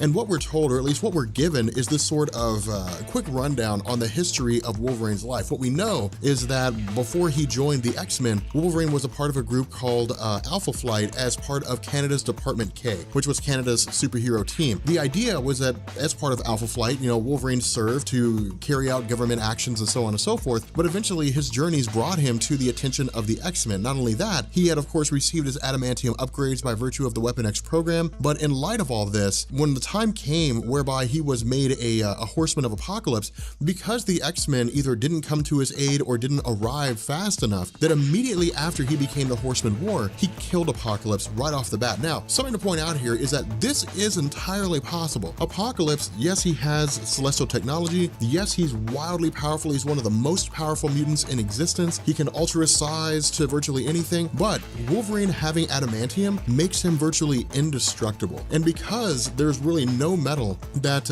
Apocalypse could be in possession of, with the exception of adamantium itself, that could keep him safe from Wolverine, he was easily killed by Wolverine. Now, this is also kind of funny too, because those of you guys who ever watched X-Men the animated series, whenever Wolverine used his claws on Apocalypse, it never worked. That was actually an error. That was a mistake in the show, that his claws should have easily torn through Apocalypse's armor. But the fact remains here that after becoming the Horseman War, he basically embarked on a crusade to kill off every single supervillain he came across. So he killed off the Juggernaut, he killed Pyro, he killed Magneto, he killed them all. He killed Arcade, who was a small-time villain that basically used tricks and things like that. He's like Marvel's version of the Riddler. But the fact remains here that he killed anybody, he was much like the Punisher, he killed anybody who was involved in governmental corruption, who was involved in trafficking. It didn't matter if they were mutants, it didn't matter if they were humans, if they were political officials, if they were your average Joes. He killed every single bad guy, anyone who had ever done anything nefarious in the Marvel Universe. The problem with this was that the heroes also recognized that if allowed to continue unchecked, that Wolverine would basically become a detriment to the world as a whole. And so all the superheroes of the world came together and they began forming their own governments, their own, their own groups and organizations. So the Avengers went against Wolverine, the Inhumans went against Wolverine, the X-Men went against Wolverine, and he killed every single one of them. He killed every last one. And so in response, humanity and what was left of the mutant population banded together and formed a group called War Watch. And War Watch was designed to quite literally keep tabs on what it was that Wolverine was doing and eventually find him and bring him in. The problem was that they were never really successful in doing that, simply because of the fact that if Wolverine doesn't want to be caught, then he won't be caught. And so what this does is this continues along the path of one of these young recruits who goes to the Hudson Bay Watch grounds, which is kind of like the next step in the War Watch. Not only that, he's also become a little bit disillusioned with everything that's going on. And so in his journeys, he actually comes across a monk who seems to be in hiding, or at the very least seems to be just kind of watching all these things unfold. And the idea is to learn from him everything he can. Not only that, this person's operating under the mantle of Brother Xavier. And so the initial idea is maybe this is Charles Xavier. Maybe Charles Xavier was the last surviving guy. In addition to this, what Brother Xavier also does is he gives an account of Wolverine's history and saying that not only, did he turn against various villains, that he also fought people who were allies at one point in time. Again, tying into this element of killing off the various superheroes and the various supervillains that existed. And so in response to this, basically what he did is he recognized the fact that some aspect of his personality, Wolverine was always doomed to be the Horseman War, that all that, becoming the Horseman War did was allow this dark aspect of his persona to completely emerge and allow the humanity of who he was to be cast aside. And so in the end, what we learn is that this person that this young man's been talking to is actually Wolverine himself. In addition to this, once they get, back to normal society, that when the War Watch is still trying to deal with this gang, this wolf pack that's, running amok throughout various cities, that Wolverine actually comes to their aid and Wolverine is able to stop every single one of these kids. Not only that, this guy, some of these people also recognize that it seems to be Wolverine himself. And so once this meeting between the two is completed, once this young man officially allows himself to be inducted into the order of monks, which are part of this War Watch, once he's become kind of a leader, so to speak, that Wolverine officially reveals who he is and tells him that the goal is to always keep conflict at bay, the goal is to always keep battle at bay, and that it's a never-ending fight in order to achieve this goal. Having said that, I don't know if you guys feel like I do, but this is one of the worst written stories that I've ever seen in the history of my life. This is so badly written, it's not even funny. But it is still an interesting concept with Wolverine taking on the entirety of the superhero and the supervillain community. But because I don't like to focus on the negative, we're going to bring this to an end. But post down in the comments, let me know. Try to be nice to each other, guys. Try to be civil. Post a comment down below and let me know what you guys think about this story, whether you thought it was good, whether you thought it was bad, what you thought the case may be. And if you're new here to Comics Explained, make sure you hit the sub button, become part of the Rob Corps. You may or may not get a shiny new ring. And yeah, make sure you guys drop a like, and I will catch you guys later. Peace. All right, so one of the big questions that I've had, and this is probably a video I'm gonna release before we really like jump into Christmas, but one of the big requests that I'd had is to make a video with Dakin related content. At least I'm pretty sure that's how you pronounce it. I'm pretty sure it's Dakin. Maybe it's Dakin, I don't know. I was half inclined to call him Steve. Oh, that'd be an amazing title for a video. Steve, the son of Wolverine. Wolverine had a son named Steve. It's like, yeah, man, like he's just a tax guy. That's all he does is just do taxes. He didn't really have anything special going on. He's just kind of just hanging out. And then he screwed up Wolverine's taxes one day, so we killed him.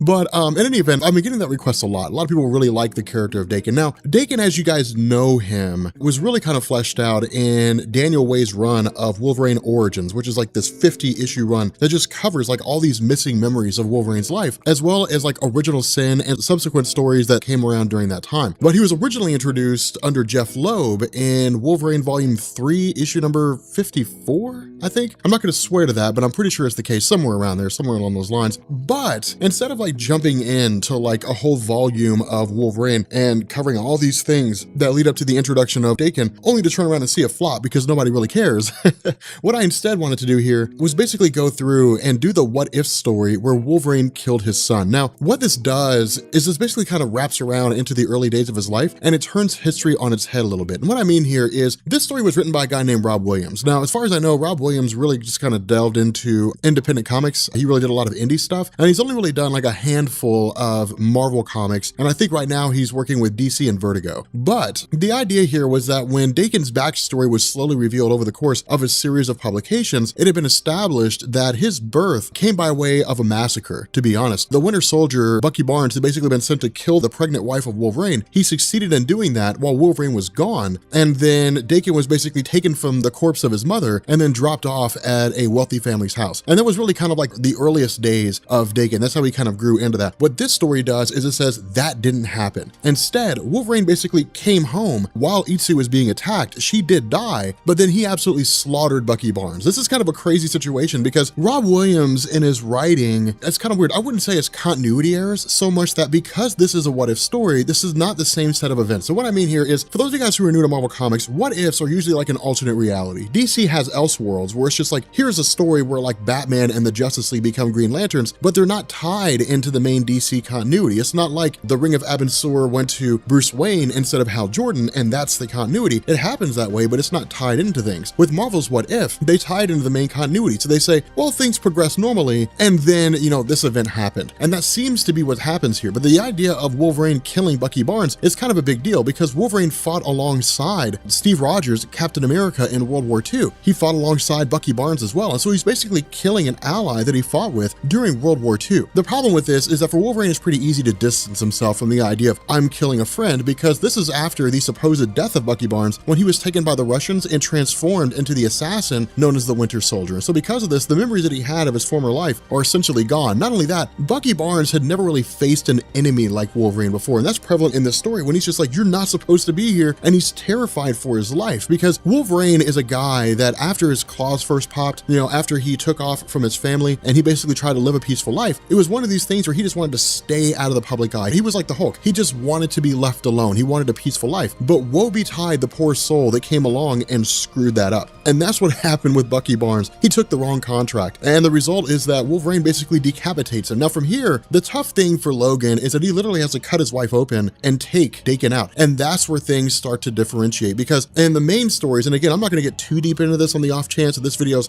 stupidly popular and people want me to do Dakin. But essentially the story unfolded in a different way to where an enigmatic being basically came along. Some guy that we didn't know who it was at first came along and took Dakin out of his mother's body and then dropped him off at a family. And so with Wolverine taking him, for him, this is a crushing experience for Logan. And this changes everything about his character. I mean, this will impact his role in the X-Men, the whole 9 yards, because now he's basically a father. And that was really Daniel Way's emphasis. When he said, okay, let's focus more on Dakin, let's flesh his character out. Almost the entirety of Wolverine Origins was this idea of Wolverine basically reflecting on the history of his life. And then I think by issue number 10, Dakin popped up and he was like, oh my God, I'm a father. And he had to basically change his ways. And that's what happens here. He looks back at his life, a life of violence, basically, living for the enjoyment of it. Sure, he killed people, but he also wanted a peaceful life. But it was the idea that Wolverine could afford to be selfish. He was, for all intents and purposes, immortal. And so he knew in the back of his head, even if he didn't want to acknowledge it, that if Itsu had a child and the two of them raised it, a time would come that if that child did not inherit his healing factor, he would outlive both his wife and his son. But for Wolverine, that wasn't the issue. It was he just wants to have a normal life. He just wants to have a family. He wants to be as human as he possibly can. But looking at this child, he basically sits down and says, I can't just live for myself anymore. It can't just be me anymore. Now I've got someone that looks up to me. I effectively have to cast off my old ways, and I literally just need to run to the furthest corners of the world. And that's what they do. They run to Tibet. I mean, they run to the third of the world, and they essentially just kind of hide out there. Now, the reason why Tibet was chosen is because it's such a difficult place to get to. I mean, you've got to get through the Himalayas, assuming you can survive the experience, and then you've got to find your way to where it is that they are in Tibet. And so because of the fact that it's so isolated and so hidden, the likelihood of anybody who had grudges with Wolverine, Lady Deathstrike, any of those characters, Nuke, Sabretooth, the likelihood of any of them finding Wolverine is slim to none. And so during this time, he basically raises his son as best he can. He teaches him prayer. He teaches him the humble nature of life. He teaches him to respect life, to respect the value of all living things, to very much be at home with himself. The problem with this is that Wolverine is effectively ignoring what it was that made him who he was. And this is why Rob Williams' writing is so good, is because it begs the question, is the violent nature of Wolverine just a part of who he is? Is it just his nature to be violent? There's a really, really good parable that I heard once called The Scorpion and the Frog. And any of you guys who have heard this, bear with me for a second because a lot of people haven't, but it really represents these opposing dichotomies of Wolverine's desire for peace and Wolverine's inherent violence. The parable goes like this. One day, there was a scorpion sitting on the side of a riverbank one day, and it was trying to figure out how to get across. And a frog happened by.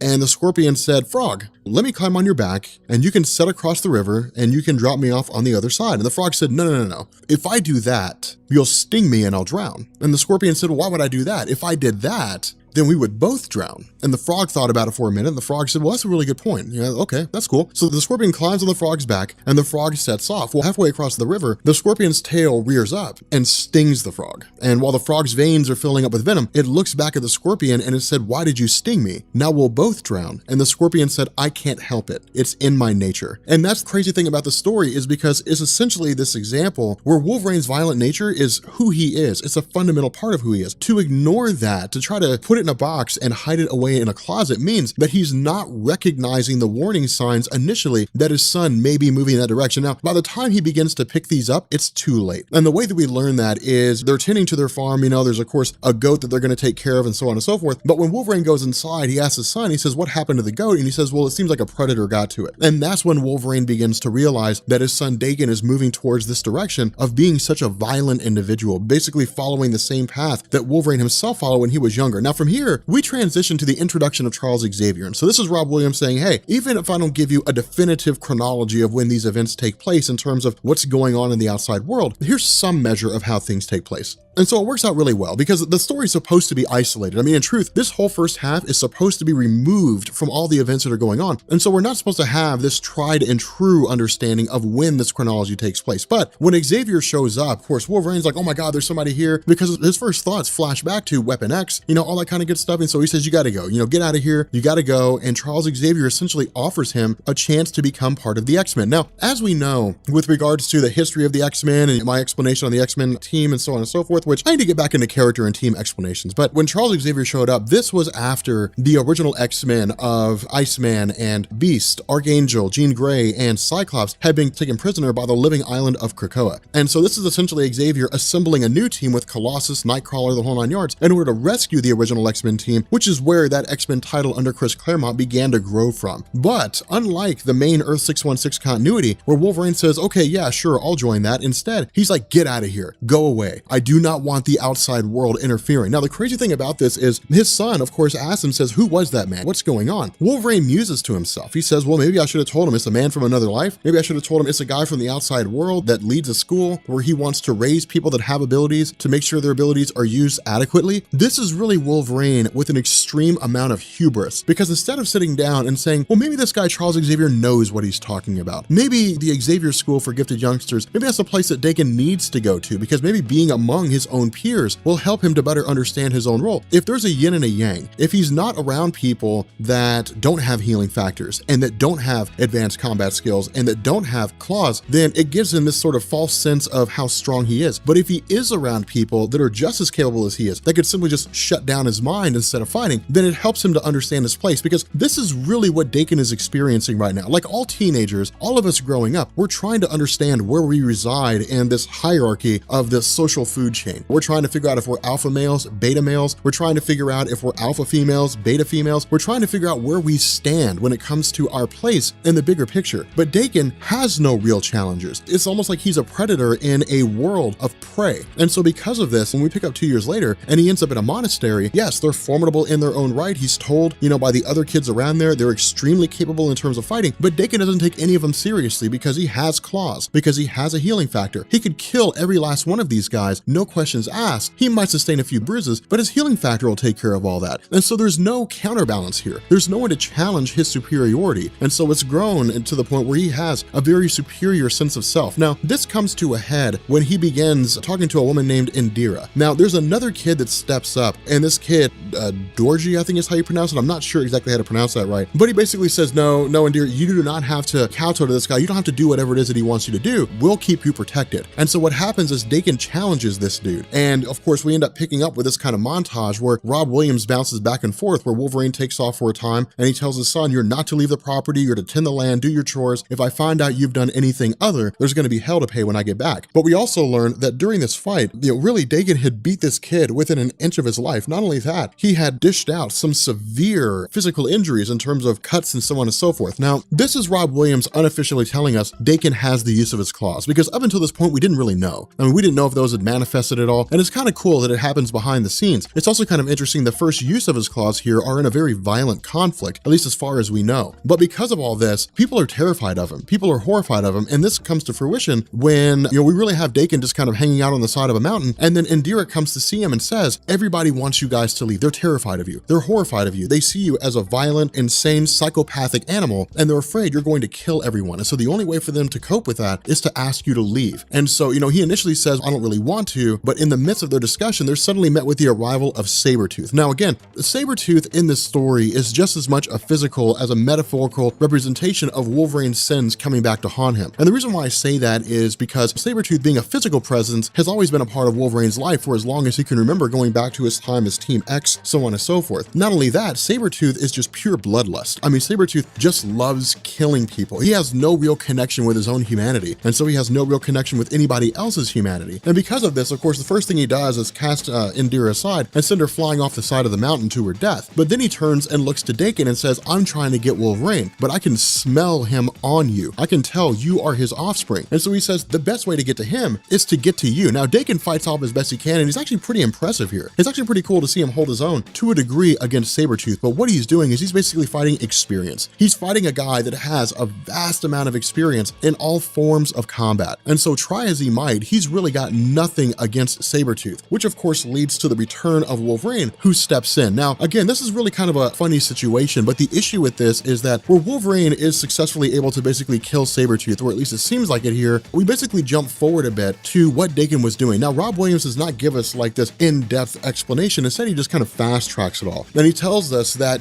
following the death of Indira, Dakin had basically gone to the monk monastery and slaughtered them all. And this was effectively his downward spiral, because in every story, that's what happens, right? I mean, when you have like a villain, or you have like a villain who is a good guy at some point in time, there's always that Darth Vader effect. There's a point where they stop being a good guy and they start being a bad guy. Sometimes it takes a long time for that transition to happen, but that switch eventually takes place. And this is the switch for Dakin. This is where he stops being Anakin and becomes Darth Vader. This is where he stops being the son of, Wolverine and becomes a bad guy. And so because of this, he basically takes off to Tokyo 9 years after all this had happened and forms a criminal empire for himself, to the point where he basically has anything he wanted to. Now, He built this empire through fear, blood, and death, but he was able to build it nonetheless. The problem with this is that once Wolverine finally locates Daken after tracking him down for so long, he says, look, I'm going to offer you the opportunity to stand down. Like you have to give up here. You have to stop this, come back home with me, live a life of peace. We can leave all this behind us and we can call it a day. What's ironic about this is Wolverine's still not learning. He's still not learning the fact that you just can't run away. You can't run away from your problems. You got to face them head on. Daken is a representation of Wolverine's failures. Daken is a representation of the fact that Wolverine believed he could take his darker nature, put it in a corner, and act like it didn't exist. It's everything that Wolverine about his youth coming back to haunt him. And so because of this, Daken lashes out, and Wolverine responds in kind by saying, I brought a Muramasa blade. Now, for those of you guys who are new to Marvel Comics, there are several different aspects, several different weapons that can defeat people who have healing factors. Carbonadium can disrupt healing factors temporarily, but it's really more like putting healing factors in a state of flux so much as turning them off. The Muramasa blade turns off healing factors temporarily. And so when a person is touched by a Muramasa blade, their healing factor essentially stops working for a temporary amount of time, effectively making them human. They can be killed by any normal conventional means. Now, when it comes to people who have healing factors, the caveat is that unless you were to like cut off their head, or unless you were to remove their heart or something like that, do something that would basically keep their body from functioning in a normal capacity, they're always going to come back after the effects of the Muramasa blade wear off. Now, we do not see that to its fruition here. Instead, Rob Williams effectively kind of cuts it off with the idea that Wolverine was forced to kill his son. But this is really Wolverine finally recognizing, it's him finally learning that the mistakes that he made in his life, the things that he screwed up, were an indication of the fact that he was a guy that could never find peace. Wolverine could never live the life that he was hoping for. He wanted a kid, he wanted a life of happiness, he wanted to be left alone, but the mistakes that he made, the things that he'd done, were always going to come back to haunt him. They were always going to be a part of his life. And ultimately, Daken was a representation of the fact that Wolverine, again, cannot have a regular, normal, average life like a human. He was born a killer and he will die a killer. And that's just how his life exists. But if you guys are new here to Comics Explained, make sure you guys hit the sub button to become part of the Rob Corps. If you guys enjoyed this video, make sure you drop a like and